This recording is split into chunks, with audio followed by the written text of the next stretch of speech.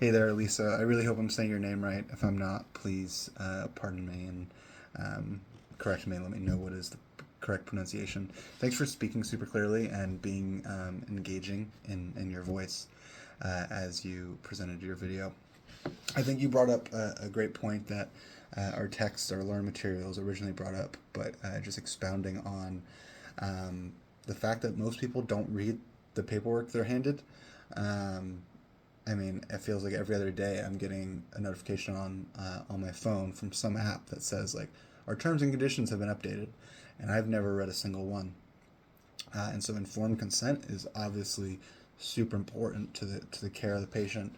And it's not just like, hey, this is what we're going to do with your information, but also this is how we're going to operate in this continuing relationship, which just makes it more important than terms and conditions. Like, I don't care. Like, hot take, I really don't care if you sell my data.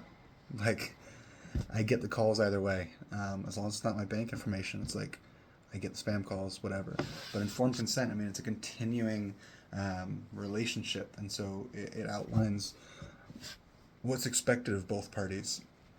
I found this study by Gear, Adams, and Holtz from 2021 titled Informed Consent for Online Research. Is anybody reading? Assessing comprehension and individual differences in readings of digital consent forms. That's a handful, a mouthful rather. But they cite another study from 2017, the first one, 2005, the second, that say between 35% and 90% of participants either do not read or only skim consent forms. Um, which even, I mean, that's a wide range.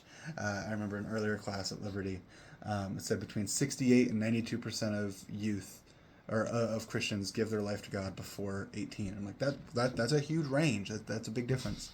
But even 35%, I mean, take it on the low end. 35% of people don't actually know what they're doing. 1 out of 3 people don't know what they just signed up for.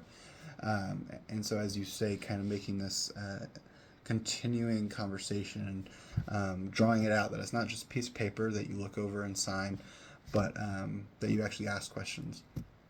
A strategy I learned teaching. That was my undergrad education, and I carried it over into the military when I'd be teaching medical classes. Is don't ask, are there any questions? Ask, what are your questions? So I get through something, and a lot of people would say, do you guys have any questions? No? Okay. But when you finish, you go, what are your questions? It invites people to have questions. And so it's just a little subtle change of words that I think can often be really helpful.